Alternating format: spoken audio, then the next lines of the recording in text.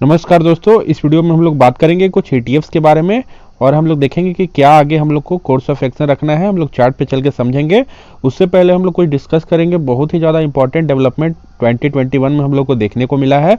Heavy ETF inflows हम लोग को देखने को मिल रहा है पिछले साल। ऐसा क्यों हो रहा है, इसके पीछे क्या रीज़न है, और बहुत ज़्यादा FIIs DIIs मिलकर खरीदारी कर रहे हैं ETFs में। तो ETF होता है एक्सचेंज ट्रेडेड फंड, जिसको हम लोग NSE पे कभी भी बाई कर सकते हैं मार्केट आवर्स में। ग्लोबली बात करें हम लोग 2021 में, तो ETFs में इन्वेस्टिंग बहुत ही ज़्यादा मात्रा में हुआ है और करीब $1 ट्रिलियन का इनफ्लो देखने को मिल रहा है।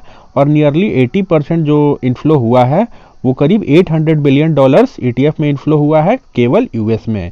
तो US बहुत ही जागरूक इकोनॉमी है और बहुत ही डेवलप्ड इकोनॉमी है, तभी भी यहाँ पे बहुत सारे टेक्नोलॉजिकल कंपनीज है जैसे गूगल, फेसबुक, अमेजॉन, ये सब के बारे में आप लोग जानते होंगे, जिसमें ग्रोथ पोटेंशियल बहुत ही हाई है।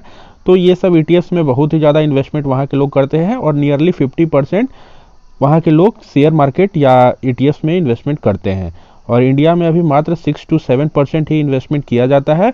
और मोस्टली जो नए रिटेलर्स आते हैं वो पेनी स्टॉक्स या मल्टीबैगर के खोज में रहते हैं और अपना पैसा को लूज करते हैं। तो यहाँ पे बहुत ही ज़्यादा ज्ञान की कमी होने के कारण ETFs उतना प्रचलित नहीं है।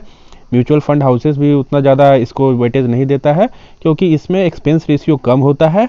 50 स्टॉक्स आपको निफ्टी बीज में मिल जाता है, आपको बैंक बीज में इतना सारा स्टॉक्स बैंकिंग का मिल जाता है, गोल्ड बीज है, बहुत सारा ETFs है जिसमें आप लोग इन्वेस्टमेंट कर सकते हैं और सेफ एंड सिक्योर रिटर्न आप लोग गेन कर सकते हैं। और इंडिया में भी पिछले साल बहुत ही ज़्यादा बढ़ चढ़ के ETFs में इन्वेस्टमेंट हुआ है दोस्तों। और 2021 में हम लोग नेट इनफ्लो की बात करें तो 51,000 करोड़ का हम लोग को देखने को मिला है between January and October of 2021। और इसमें गोल्ड बीज का और गोल्ड ETFs का बहुत सारा जो गोल्ड का ETFs होता है उसको एक्सक्लूड करके और गोल्ड ETF में करीब 4,000 करोड़ का इन्वेस्टमेंट हुआ है। तो हैवी इन्वेस्टमेंट हम लोग देख सकते हैं पिछले एक साल में हम लोग को ETFs में देखने को मिला है।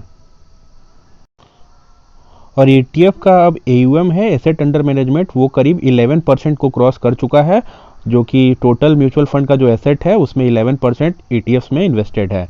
तो धीरे धीरे ETFs में इन्वेस्टमेंट भी प्रचलित हो रहा है इंडिया में। और जैसे जैसे मार्केट में रिटेलर्स का पार्टिसिपेशन पिछले एक सालों में हम लोग बढ़ते हुए देखे हैं, तो उससे मार्केट भी थोड़ा मैच्योर हुआ है। पहले FIIs DIIs मार्केट को ड्रॉ करते थे, किसी प्रकार मोड़ते थे, लेकिन ताज़ा आंकड़ा आया है कि रिटेलर्स बहुत ज़्यादा हैवी बाइंग करके मार्केट को संभाले रखे, इस कारण से इंडेक्स हमारा उतना फॉल नहीं किया। तो ये बहुत ही अच्छा साइन है कि रिटेलर्स पार्टिसिपेशन बढ़ रहा है। लेकिन अभी भी ETFs में बहुत ही कम इन्वेस्टमेंट है, करीब 11% ही म्यूचुअल फंड एसेट का इन्वेस्टमेंट है। तो हम लोग जान रहे हैं कि ETFs का प्रचार ज़्यादातर नहीं किया जाता है, क्योंकि इसमें एक्सपेंस रेशियो कम होता है और ब्रोकरेज हाउसेस और जो म्यूचुअल फंड हाउसेस हैं उनको ज़्यादा बचत नहीं होता है, इसलिए ETFs का वो लोग नहीं प्रचार करते हैं। लेकिन ETFs में बात बता दें दोस्तों, जैसे म्यूचुअल फंड आप लोग बाई करते हैं तो आज अगर बाई कीजिएगा तो कल का NAV आपको खरीदने को मिलेगा। तो मान लीजिए आप आज मार्केट गिरा है 4% 3% मार्केट फॉल किया है, तो तत्काल आप तुरंत ETFs बाई कर सकते हैं। लेकिन अगर म्यूचुअल फंड बाई करने का सिचुएशन है तो आपको अगला दिन का NAV मिलता है। ये ETFs का सबसे बड़ा बेनिफिट है और बहुत ही स्मॉल क्वांटिटी से आप लोग इन्वेस्टमेंट कर सकते हैं। 190 के करीब लगता है, निफ्टी 20 चलता है, उतना से आप लोग ETF इन्वेस्टमेंट कर सकते हैं। 190 से शुरुआत आप लोग शेयर मार्केट में भी कर सकते हैं। और पहला ETF दोस्तों जिसमें हम लोग को नज़र बना के रखना है वो है निफ्टी 50 के इंडेक्स पे बेस्ड है। निफ्टी 20 ETF में हम रिकमेंड करते हैं, आप लोग बाई करके चल सकते हैं। लेकिन अभी हम लोग चार्ट एनालाइज करके बताएंगे कि कैसे हम लोग को एंट्री लेना है। तो हम लोग 3 इंडिकेटर्स बेसिकली लगाते हैं। पहला 20 का मूविंग एवरेज, जो कि आपको ब्लू लाइन शो कर रहा होगा, और दूसरा हम लोग 200 डेज का मूविंग एवरेज यूज करते हैं, जो कि आपको पिंक लाइन शो कर रहा होगा। और तीसरा इंडिकेटर हम लोग लगाते हैं दोस्तों पिवट पॉइंट या पिवट लाइन भी बोलते हैं, जो आपको सपोर्ट या रेजिस्टेंस बताता है। अगर कैंडल स्टिक पैटर्न किसी को नहीं आता है तो मेरे प्लेलिस्ट में आप लोग चेक कर सकते हैं। Moving average plus candle stick pattern सबका हम लोग वीडियो बना चुके हैं, तो आप लोग जाके चेक कर सकते हैं।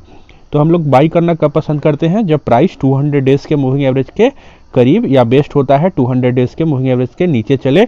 वैसे सिचुएशन में अगर बाई करते हैं तो बड़ा अप मूव ऊपर की तरफ कैप्चर आप लोग कर सकते हैं और लंबा फ़ायदा उठा सकते हैं। तो अभी हम लोग देख रहे थे 200 डेज के मूविंग एवरेज से बहुत ही ज़्यादा दूर चल रहा था प्राइस, और यहाँ पे हम लोग बोलते हैं यहाँ पे FIIs DIIs का सेलिंग आता है। जैसे ही प्राइस 200 डेज के मूविंग एवरेज से बहुत ही ज़्यादा दूर चला जाए और किसी पिवट पे रेजिस्टेंस लेते हुए दिखे, जैसे डबल टॉप यहाँ पर हम लोग को दिखा था, तो उसके बाद मार्केट यहाँ से फॉल किया था। तो यहाँ पे भी हम लोग बोले थे कि यहाँ से मार्केट टर्न ले सकता है, कुछ अगर क्वांटिटी बेचना भी है तो कुछ क्वांटिटी एग्जिट कर सकते हैं। नहीं तो हम लोग एंट्री कब बनाते हैं दोस्तों, पहला एंट्री बनाते हैं 200 डेज के मूविंग एवरेज के करीब। तो हम लोग इस पिवट पे भी बाई करने के लिए कुछ बोले थे और इस पिवट पे भी बाई करने के लिए बोले थे। तो यहाँ पे भी हम लोग को हैमर कैंडल जैसा दिखा था, तो यहाँ पे अगर बाई किए होंगे तो तुरंत हम लोग को एवरेजिंग नहीं करना है, बोले थे कि यहाँ पे रेजिस्टेंस है। तो अगर एक बड़ा सा कैंडल आपको दिखता है इस रेजिस्टेंस को तोड़ते हुए तो कुछ एंट्री बना सकते हैं, नहीं तो मार्केट फिर से 20 के मूविंग एवरेज पे फॉल कर सकता है 1-2 दिन। हम लोग को ज़्यादा चिंतित नहीं होना है। अगर जैसे ही 20 के मूविंग एवरेज पे आता है तो निफ्टी 20 आप लोग बाई करके चल सकते हैं। ये हमारा निफ्टी 20 का एनालिसिस है और इस रेजिस्टेंस लाइन को भी तोड़ देता है ऊपर की तरफ तो फिर से हम लोग को 18,400 तक मार्केट जाते हुए दिखेगा। और दूसरा ETF जो हमारे एनालिसिस पे आधारित है दोस्तों वो है निफ्टी बैंक और इसका ETF होता है बैंक 20। ऐसे बहुत सारा ETFs आपको अलग अलग फंड हाउसेस का मिल जाएगा, लेकिन हम लोग बैंक 20 को रिकमेंड करते हैं। इसमें लिक्विडिटी हाई होता है, आप जितना चाहे जितना खरीद सकते हैं, उतना चाहे जितना बेच सकते हैं। तो इसलिए बैंक 20 नेम इंडिया का प्रोडक्ट है, आप लोग को चिंता करने की जरूरत नहीं है, सिर्फ बाइंग का देखना है। तो हम लोग देख रहे थे प्राइस 200 डेज के मूविंग एवरेज से दूर चल रहा था और इस पिवट पे रेजिस्टेंस लेता है और बड़ा गैप था, तो इसके बाद हम लोग को FII DIIs के द्वारा सेलिंग दिखा। जनरली हम लोग को FIIs का इस बार बहुत ही हैवी सेलिंग दिखा, लेकिन रिटेलर्स और DIIs उतना ज़्यादा सेलिंग नहीं किए। तो हम लोग देख रहे हैं 200 डेज के मूविंग एवरेज पे आता है प्राइस, तो हम लोग पहला तो एंट्री यहाँ पर बोले थे, लेकिन यहाँ पे हम लोग को कुछ ज़्यादा सपोर्ट लेते हुए नहीं दिखा था, लेकिन यहाँ पे हम लोग को अच्छा सपोर्ट दिखा था, बहुत सारा हैमर कैंडल और कंसोलिडेशन का दौर हम लोग को दिखा था। तो यहाँ पे हम लोग बोले थे यहाँ पे कुछ क्वांटिटी आप लोग बैंक 20 में बाई कर सकते हैं, लेकिन जो बाई किए होंगे तुरंत से एवरेजिंग ना करें। अगर मान लीजिए फ्रेश एंट्री लेना है तो थोड़ा सा वेट कर सकते हैं, क्योंकि यहाँ पे हमको रेजिस्टेंस दिख रहा है, यहीं से प्राइस टर्न लिया था पिछले बार, तो हो सकता है फिर से कुछ पुल बैक ले सकता है। लेकिन बैंक निफ्टी बहुत ही ज़्यादा रिटर्न हम लोग को पिछले साल देखने को नहीं मिला था, और इस साल अगर कोविड नॉर्मलाइज होता है दोस्तों तो हम लोग को निफ्टी इंडेक्स अच्छा बैंक निफ्टी में रिटर्न देखने को मिलेगा।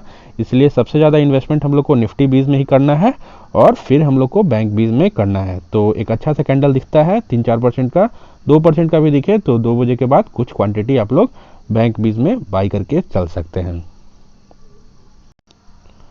और अगला ETF की बात करें तो निफ्टी IT पे बेस्ड है दोस्तों, नेटफिट IT, जो कि बहुत ही ज़्यादा रिटेलर्स का फेवरेट है, हम लोग का भी फेवरेट है, क्योंकि हम लोग जानते हैं इंडिया का IT सेक्टर बहुत ही ज़्यादा ग्रोथ पोटेंशियल रखता है और आने वाले समय में भी बढ़िया ग्रो करेगा। तो हम लोग यहाँ पे ही बोले थे कि आप लोग एंट्री ले सकते हैं दोस्तों, क्योंकि बहुत ही बड़ा कंसोलिडेशन हम लोग को दिख रहा था और नीचे से 200 डेज का मूविंग एवरेज भी हम लोग को यहाँ पे नज़दीक आते हुए दिखा था।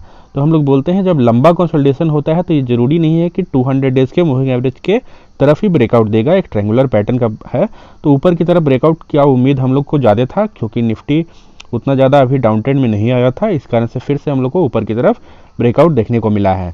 तो और फिर से 1-2 दिन हम लोग को पुल बैक भी देखने को मिला है दोस्तों। तो अगर यहाँ पे 20 के मूविंग एवरेज में फिर से एक बड़ा कैंडल ग्रीन बनता है तो आप लोग 3-4% का कैंडल अगर दिखता है तो कुछ निफ्टी IT का ETF जो है नेटफिट IT उसको बाई करके चल सकते हैं। सबसे ज़्यादा इन्वेस्टमेंट फिर से बता रहे हैं निफ्टी 20 में करना है, उसके बाद नेटफिट में करना है, फिर आपको बैंक 20 में करना है। और हमारा लास्ट ETF है दोस्तों गोल्ड बीज ETF। हम लोग को कुछ क्वांटिटी गोल्ड में भी इन्वेस्टमेंट करना है, क्योंकि पोर्टफोलियो को बैलेंस करता है। अगर मान लीजिए इक्विटी मार्केट बहुत ही ज़्यादा डाउनफॉल में रहता है तो गोल्ड अच्छा रिटर्न देता है, अगर गोल्ड अच्छा रिटर्न देगा तो इक्विटी मार्केट में जनरली फॉल होता है। ये कोई थंब रूल नहीं है, लेकिन ऐसा जनरली देखा गया है।